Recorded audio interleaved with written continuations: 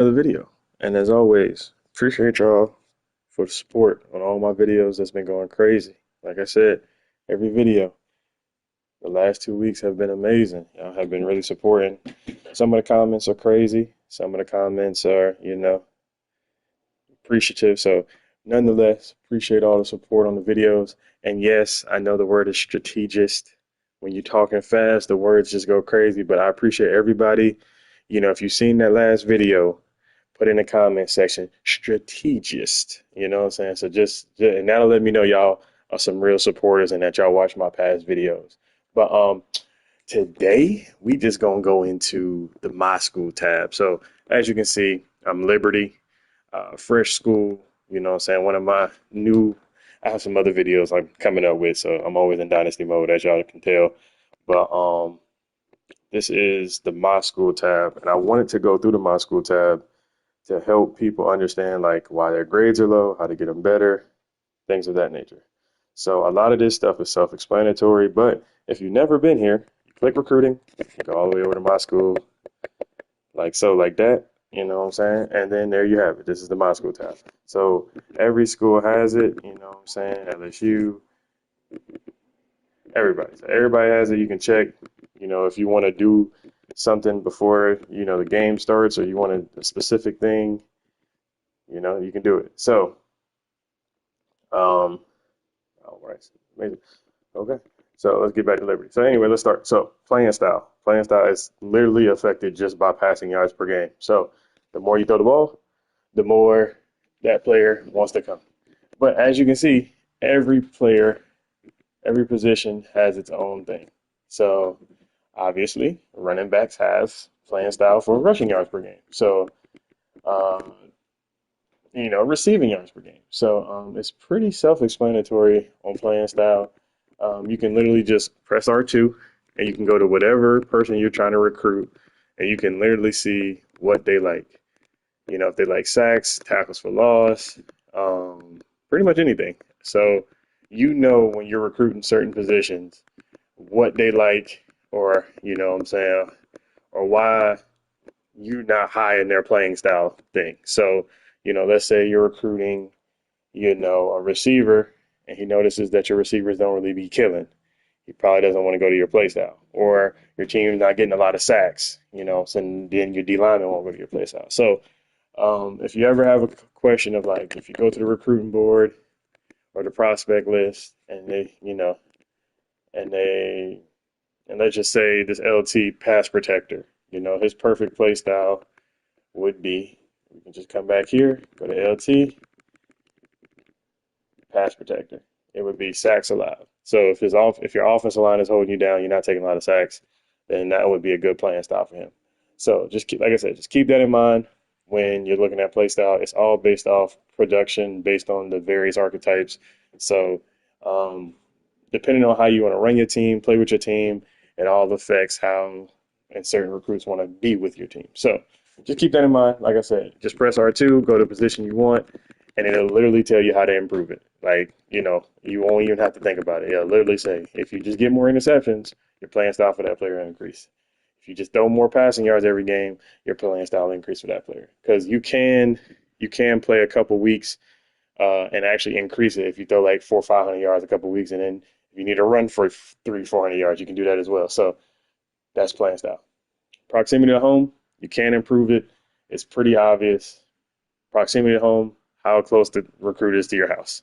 Pretty simple. These are your pipeline players, things of that nature. So, you can improve it. It's all based on basically who's near where your college is at. So, pretty simple, self-explanatory.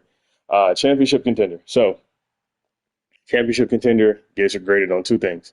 Bud Elliott's blue chip ratio, which is literally you take the 4 and 5 stars that you recruit and you divide that by the total number in your class. So, for example, if you're Georgia and you get 20 4 and 5 star recruits and your total class had 35 in it, 20 divided by 35. That percentage is your blue chip ratio.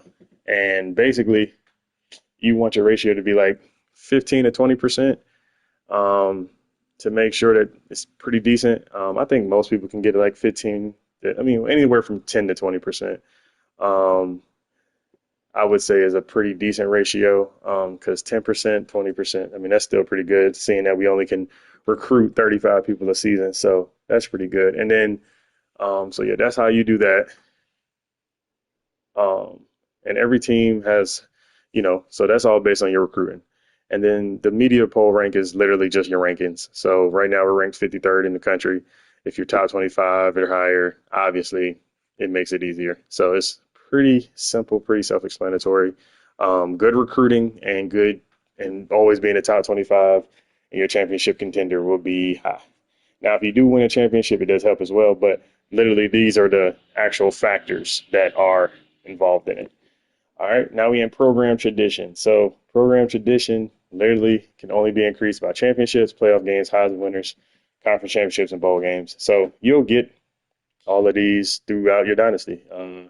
When you take a one-star or two-star team, of course, you're gonna have to build them up.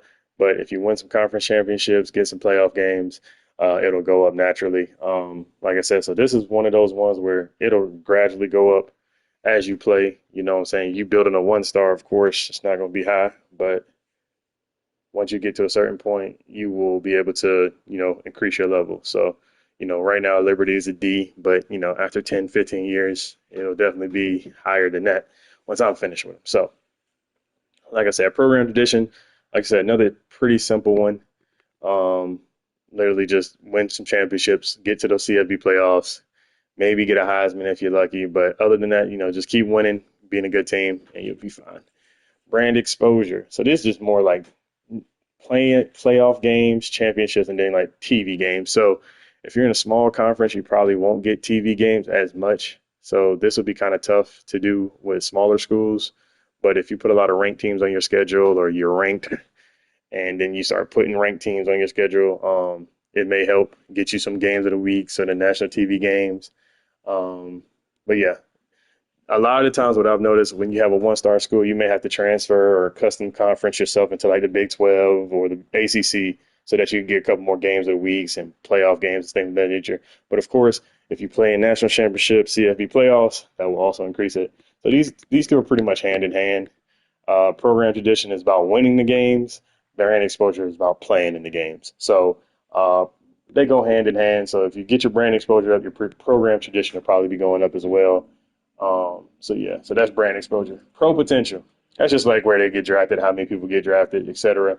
For every first and second round pick you get a big boost in the grade. For every third and fourth, seventh round pick, you don't really get a big boost. So again, smaller schools when you start off may not get first and second rounders, so it may take a while to get your pro potential up, but it's all good. That's why you're doing a rebuild. But if you get lucky, like I have Caden Salter on this team with Liberty, so he's a 90 overall, so he may be able to get drafted first round. So, I may be able to get a first round pick out of him or a second. So, but yeah, pro potential is literally the projected draft results every off season. When you finish every season, um, the more good players you have, the more people get drafted. Pretty simple. So, stadium exposure. So this is really just team prestige, your home winning streak, and then just home win percentage. So this is one of those things where it's like, just don't lose at home. You can lose a game on the road, but don't lose at home. The more games you win on the home, the more games you win at home on a regular basis, um, the more your prestige increases. This will increase. So as you can see, like we're currently on an 8-game home streak before I even start the season. So as long as I make sure we win the home games, the win streak continues. And also, if you get like 100% winning percentage at home, or like 75 win percentage at home, that will increase as well. And then, of course, team prestige is just your stars based on every year you play. So, I'm at a 1.5 star right now. So basically, 2, 3 years from now, you'll be a 3 or 4 star team, and then basically that's how you do it. So stadium atmosphere, if you're trying to figure out how it goes up, it's just home win percentage. Just win your games at home. It don't matter if you lose, but just make sure you win at home. Campus lifestyle, you really can't improve it. It just is what it is. This is just based off some random thing that they got. Also, academic prestige is random. If you're stupid, you're stupid. I mean, if you pick a school that's dumb, then, you really can't do nothing about it. So I believe Rice and Michigan are the top schools in this. So yeah, so like Rice, Stanford, Northwestern, Cal, UCLA, Duke, Virginia Tech, Georgia Tech, Vanderbilt, Notre Dame. So y'all see the top 10 right there are pretty much the smart schools. So if y'all were curious who has good academic prestige, there you go. Um, Rice, Stanford, Northwestern. So if you're looking for a smart school that'll make sure that grade is always A, you can go to one of those on the list. If you don't care about it, it's cool. But yeah, you really can't fix it. There's nothing you can do about it. It's just if your school is dumb, it's dumb. And Liberty's at 122 out of 100 of 122 out of 143. So it's definitely bottom tier in terms of education. So yeah, it's gonna be tough. So I pretty much can't use this category at all. Campus lifestyle as well, same thing. I don't know who has high campus lifestyle. Okay, here we go. So Arizona State, party school, Miami, Florida, party school, USC, LSU, Texas, Hawaii, Oregon, Ohio State. Wow, FIU, campus lifestyle, San Diego State. FIU is a one-star school too. So if you're looking for a one-star school with a good campus lifestyle grade, FIU, Hawaii, are up there. So there you have it. Just in terms of lifestyle for campus lifestyle. So now you know the smart schools. Now you know the party schools. So now you're good to go on those two sections. All right, next, conference prestige. Pretty simple. Uh, Basically, how good that conference is. You know, the Power Five conferences are going to be great. The mid-major conference is going to be sorry, but because sometimes you get one-star teams that make playoffs and stuff like that, that could help y'all grade. But for the most part, unless everybody's killing or everybody's team prestige is high, it's not going to do nothing. So again, you really can't do nothing when small schools, but once you use a custom conference, get to the ACC, Pac-10, things of that nature. And as you can see to the right, SEC is A plus, Big 10, Big 12, ACC, and then we are in the CUSA, and we are actually last. So we have the worst of all of the top conferences ranked. So if you're curious which conferences to go to once you get your team up a little bit, there you go. Next, we have coach stability. So coach stability is literally what it says. It's just not firing coordinators every year. It's making sure you get your contract extensions. The more years you play at a school, the more that boosts it up, and then job security. So as long as they know you're not getting fired and things of that nature, you should be good with coach stability. It take a little bit to get it up because you just, like I said, you got to get through that first contract, of course. And then once your coordinators have been with you for a couple of years, that's a nice little boost. And then, of course, if you're not getting fired, you're good to go too. So, coach stability, this is one where you can definitely get to the A plus, just after 10, 15 years out of school, once you're going through your dynasty, because once you show them that you care, then you're good to go. So, easy enough, coaching stability, pretty self-explanatory. Stay at a school a long time, keep getting contracts, and that will go up in no time. Next, we got coach prestige, which kind of go hand in hand with coach stability. Your prestige will go up if your coach stability goes up, because coach prestige is all about winning games and things of that nature. So if you're winning on a regular basis, you're getting contract extensions, all of that. Your coach stability and your coach prestige will kind of go up at the same time. As you can see here, some people are already ready to leave the school for transferring because of coaching stability. When you start a dynasty, if you don't start with the coach that's already there, that could affect coach stability as well and coach prestige, because of course there's better coaches, there's worse coaches. You come in at a C plus, so just keep that in mind too, that you could lose recruits just by joining. But like I said, after a year of playing, and if you do good the first year and win some games, you'll be fine though. So that's coach prestige, that's coach stability. I'm curious if Michigan is first in that too. So Michigan's actually 11 in coach prestige. So you got Texas A&M up there, Ohio State, Penn State. So yeah. So and then last two. So yeah, last two we got, my bad, athletic facilities. Another one of those things where you have no control over it. So athletics, academic, and campus life, no control over these three. when you pick your team, you inherit whatever they have. So just keep that in mind. Athletic facilities, I'm pretty sure Michigan is A plus. Yeah, so Alabama, Texas, Michigan, Ohio State, LSU, Notre Dame, NC State. Wow. Shout out to the Wolfpack. Top 10 athletic facility. Wow. Okay. So you can improve your athletic facility by your team prestige. So basically, all the 5-star teams, you're good. If you're a Lowe's team, you're not good. So pretty much athletic facility is directly linked. And that was my fault. I literally just said that these two are untouchable. This one you can't actually fix. So athletic facilities, yeah, like I said, are literally linked to team prestige.